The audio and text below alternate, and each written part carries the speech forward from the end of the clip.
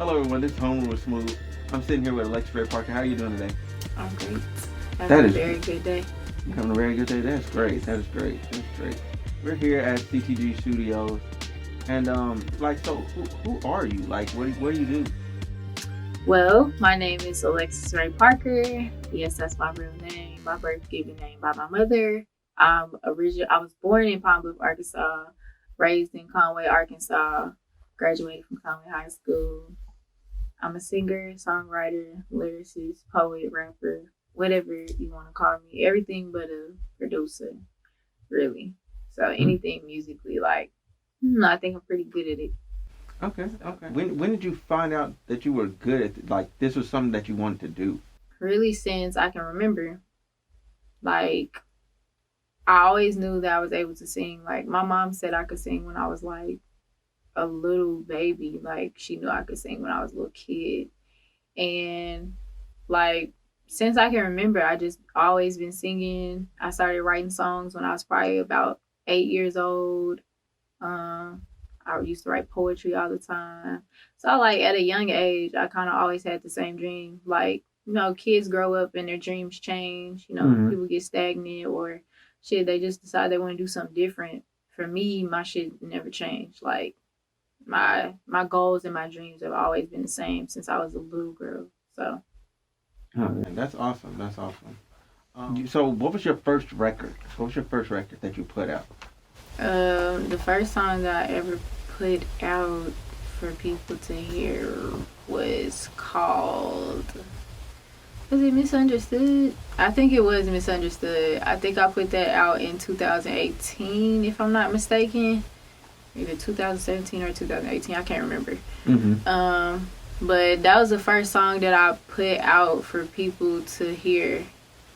Yeah, that was the very first single. Now I'm thinking about it, because I'm like, I did the cover art for that shit and everything. Right. So yeah, first single I ever put out.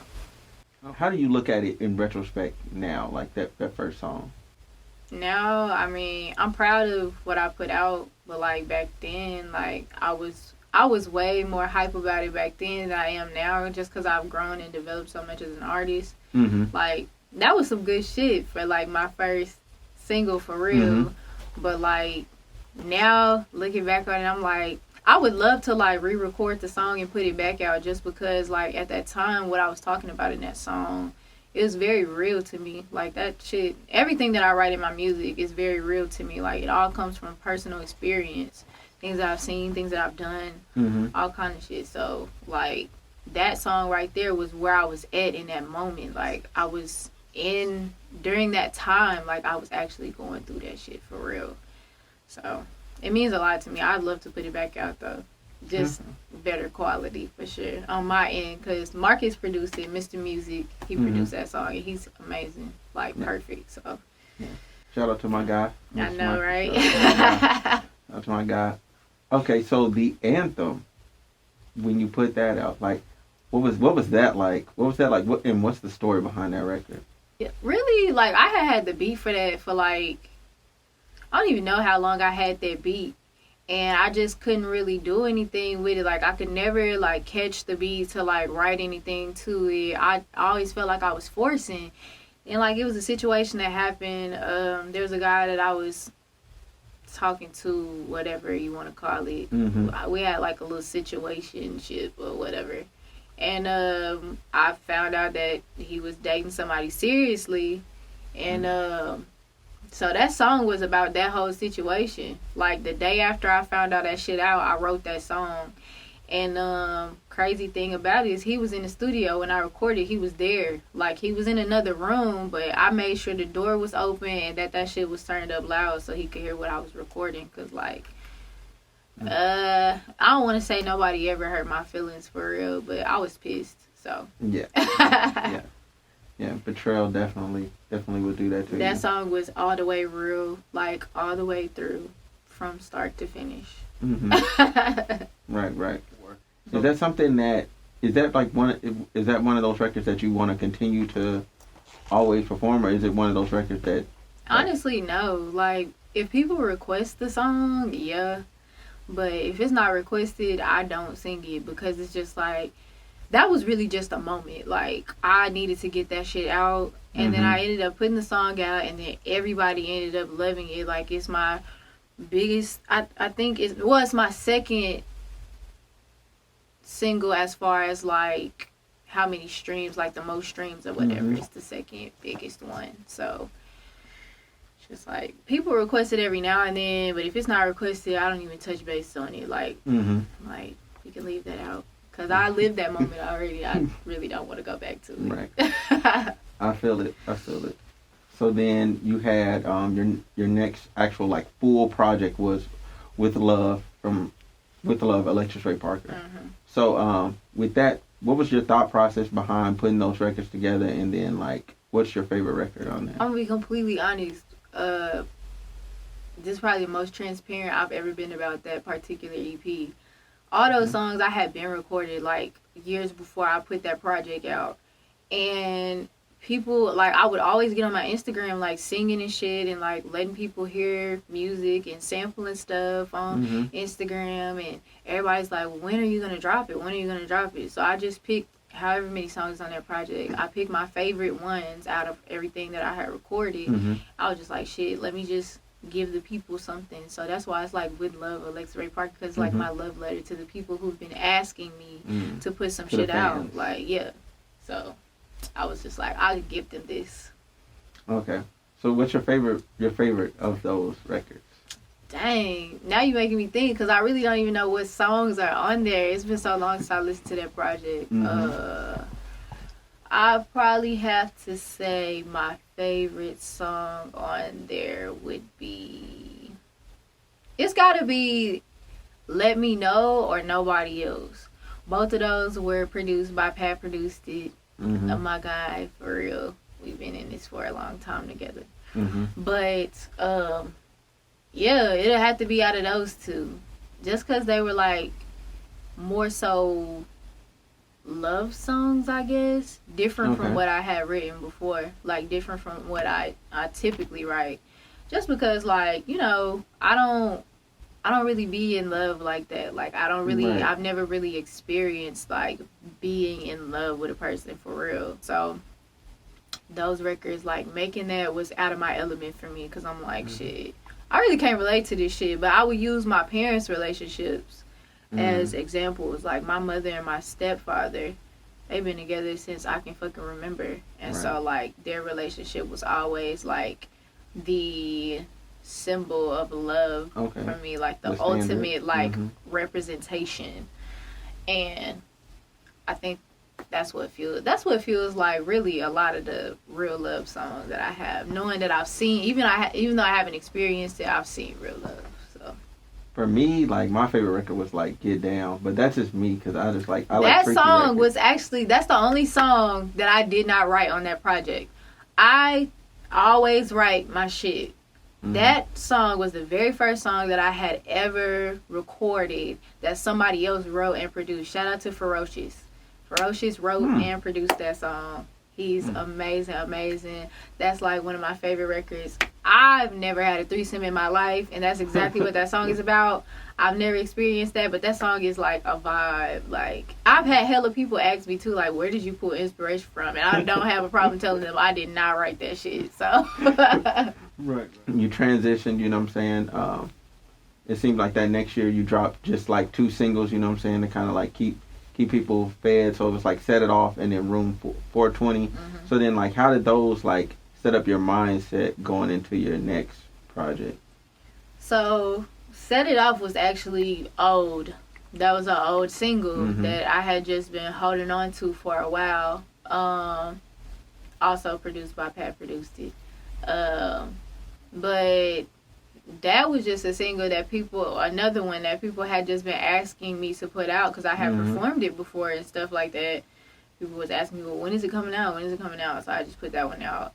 And Room 420, I remember, like, with that song, I was going through this period of life where I felt like I was losing a lot of friends. And looking back on it, I really wasn't losing friends. I was just learning myself as a person and growing, and people just grow apart. it's no bad blood with anybody now, but Yeah. at the time it was like I was pissed and I felt like everybody was leaving me hanging. So Mhm. like Room 420 was just like, it was just me reassuring myself and talking my shit like, I'm gonna be straight regardless. I don't need y'all. I'm good. Like that was where that song came from. And of course I wrote that high. I was smoking, and I recorded it on 420 as well. Nice, nice. So shit, that was just one of those that I needed to get that out. That was therapeutic for me because I was really angry when I wrote the song. Like I was very pissed. It's a smooth vibe though. You wouldn't get that from the song, but I was pissed when I wrote it. So then you went into Raw, right? Mm-hmm. So your Raw EP, 4 songs. So on that record, like what was the mindset behind that? Was it just a bunch of like records you already had, or you like went in with intent and purpose? All of those had intention. Majority of those songs were produced by Super Smash Bros, Shad Hughes and Evan Jones. They're amazing. The song Toxic, that one song was produced by Space, the Wizard. Okay. And Space is also an amazing producer. He knows me very well. And shout out to DZ, who was my feature on that song. DZ's an amazing R&B singer. He's so fucking talented. Y'all were very toxic on that song. Man, do you hear me? And the crazy thing about how we wrote that song, so Space was just playing some chords on the guitar, and I was like, I really fuck with this. He was like, you like it? And I was like, yeah. And he was like, all right, bet, start writing. And so I started writing a verse, and it's just me, Space, and DZ. And I write my verse, and I go record it. I come out, DZ got his verse ready, he go record it. So then I'm like, nah, fuck that. I gotta go write a better verse. So I go write another verse and record it. DZ go write another verse and record it. So it was literally like, at that time, I think we were both going through some sort of like relationship issues with our significant others or whoever we were seeing, dating, talking to, whatever at the time.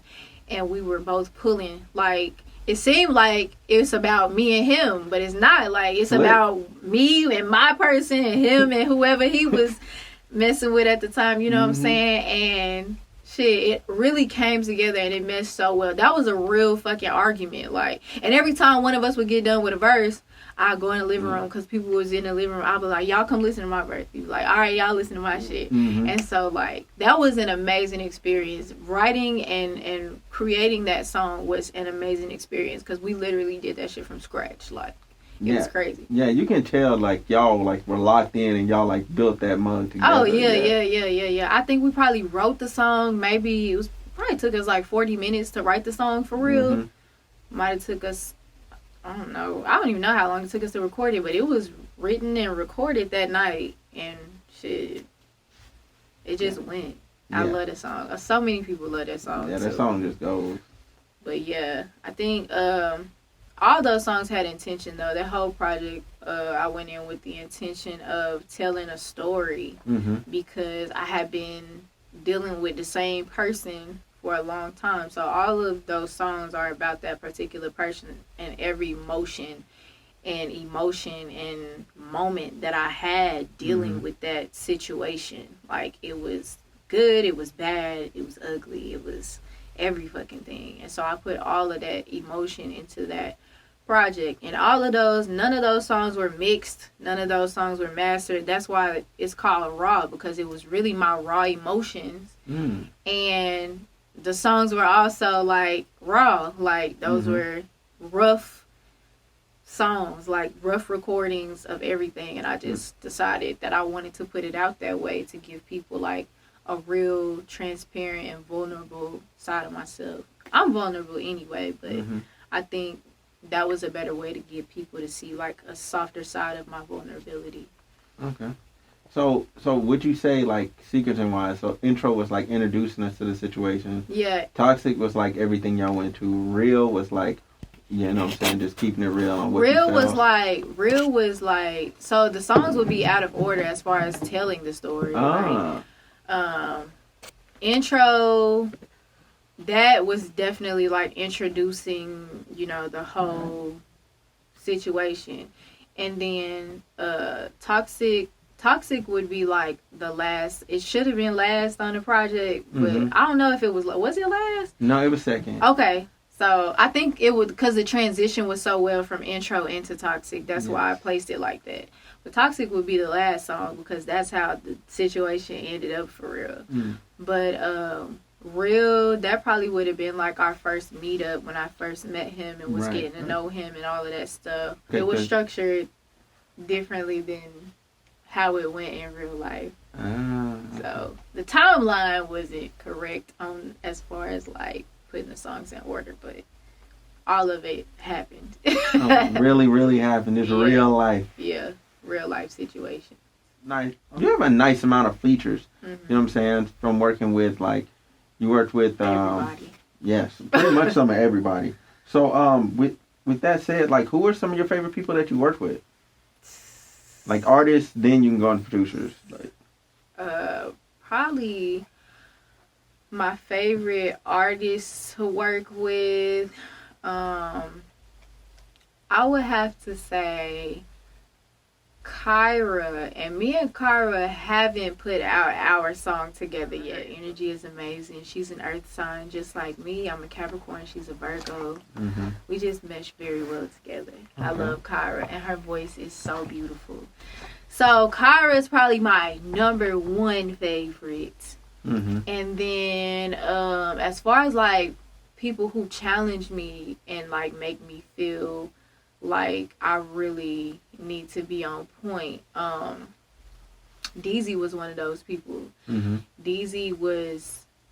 DZ's writing skills are so out of this world. It just challenges. I'm a competitive person. So if I feel like what you doing, if we doing a song together and I feel like what you got sounds even just a little bit better than what the hell I have, I'm about to go redo my shit. Or we got to be matching. Like the energy has to match.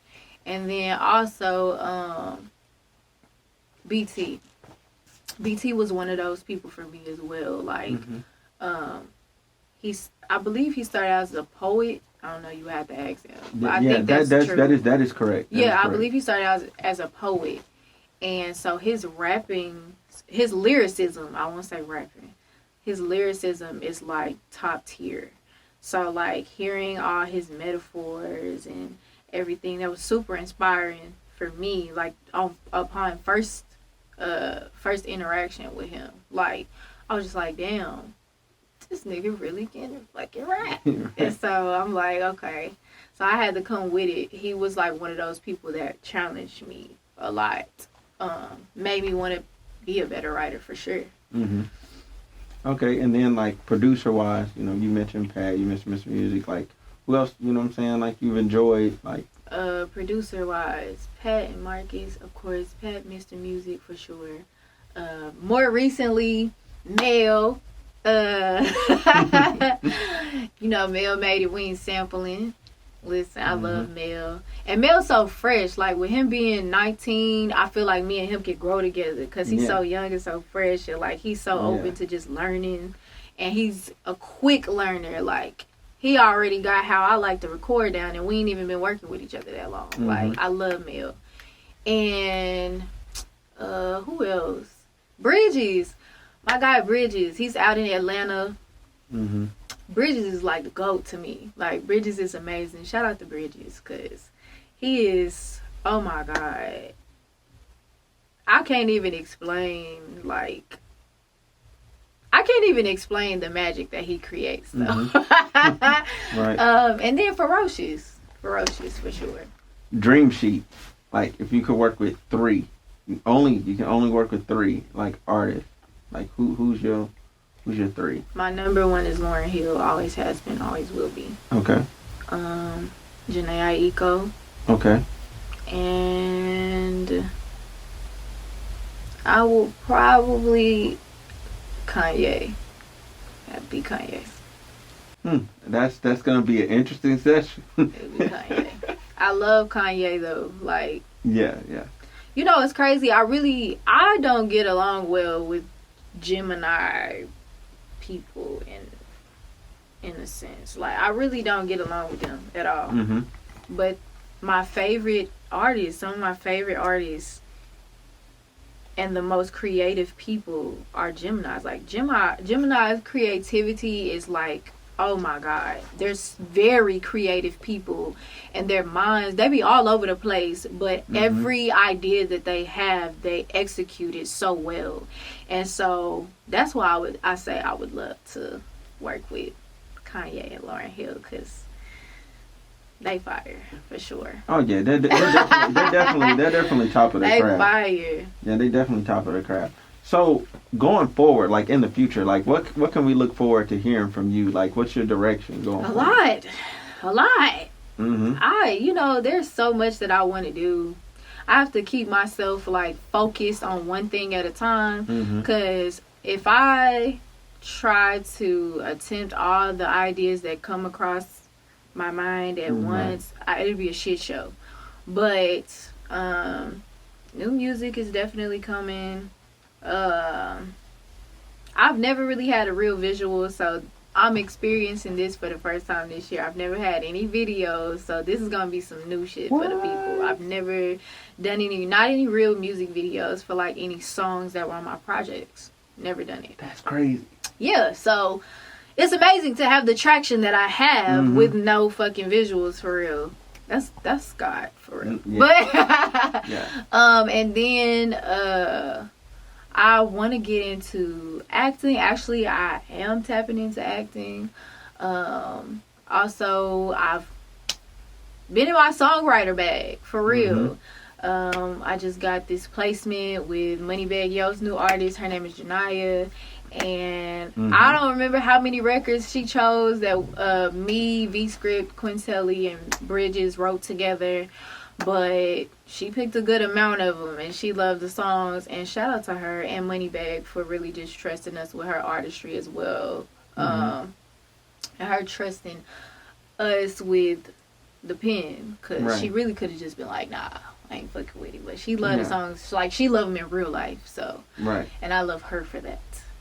But yeah, it's a lot coming. Like, I'm trying to start up a whole lot of things. I don't want to say too much, but like it's a lot that I have. It's a lot of pots I got my hands in right now. So okay. So next, like, let's say like next project, like what can people expect from you on there? Like something they've never heard before, something they've never seen before. Not from me anyway. Like well, maybe not from anybody, to be honest. Like, this is just a whole different side of me. It's a whole different version of me. This is like the grown woman version of me. I'm not the same person that I was a year ago. I'm not the same person I was 2-3 years ago. I've grown so much, and it's really showing in my artistry, and I'm so thankful for that. I really can't even just put into words how thrilled I am to hear the music that I have now compared to my old shit. Like, my old shit was good, but this shit is fire. Like, I've been so locked in, and really just, I've learned so much from the people that I've been around. And I'm thankful for everyone who has really put in the time to work with me and teach me and to help me grow as an artist, because it's showing now. Like, it's really there, and we really I'ma hate it for some of these other R&B artists, you know what I'm saying? Yeah. I mean, go you know what I'm saying? We might be top of the chart. No, I'm just playing. No, but seriously though, we might be top of the charts. Yeah, I'm speaking it into existence. For sure. And that's no shade to anybody else. I just feel like I really believe in myself, and I'm at a point now where it's just like, okay, I'm ready for real. Like, thought I was ready before, not quite. Now I'm ready. Like, my mind is different, my thought process is different, the way I move is different, the physical is different, emotionally I'm different. Like, everything is like bigger. I'm on 10 now, you know. Right. Yeah, I can definitely say, like, no cap, like, the records you just played, them some heat. That's some heat. That's some heat. So y'all be on the lookout for that. Hey, I want to thank you for sitting down with me. You know what I'm saying? Thank you for having me. You're welcome. Thrilled to be here. You're welcome. Hey, you know what I'm saying? This has been Homeroom with Smooth. Y'all like, comment, and subscribe. This is Alexis Ray Parker. Amen.